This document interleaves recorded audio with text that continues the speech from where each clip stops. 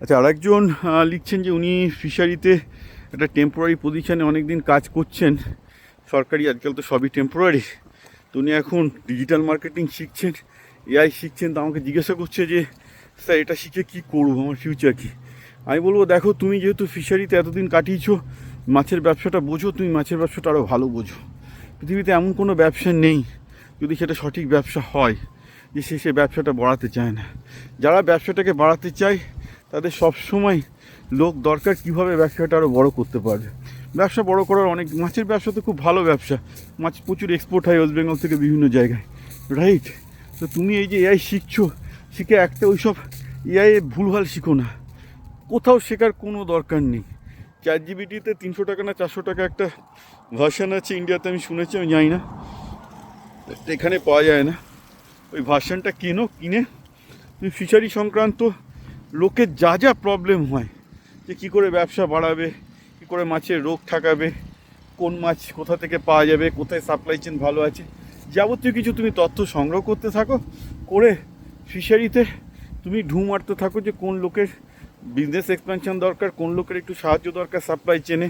সবারই দেখবে কিছু না কিছু একটা সাহায্য না কিছু দরকার হচ্ছে। এই জিনিসটা কিন্তু মেন জিনিস। আমি বারবার করে বলছি তোমাকে, প্র্যাকটিক্যালি এআই শিখে একটা টার্গেট নিয়ে শেখো যে আমি ফিশারিজে এক্সপার্ট হব, ফিশারিজের প্রবলেমগুলো সলভ করব, ফিশারিজের মার্কেটিং সেলস করব। এইটাকে তুমি এআইটাকে কনস্ট্যান্ট তুমি এআইয়ের কাছ থেকে জিজ্ঞাসা করতে থাকো। Don't pay any time.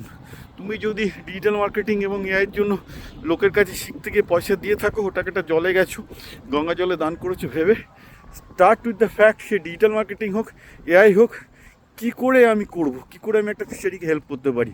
তার জন্য একটা ফেসবুক পেজ করে, ইনস্টাগ্রাম পেজ করে।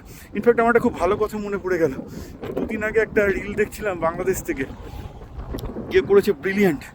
তারা একটা ছোট্ট সংস্থা করেছে যে প্রবাসী বাংলাদেশিরা তাদের বিভিন্ন অনুষ্ঠানে মাছ গিফট করতে পারে।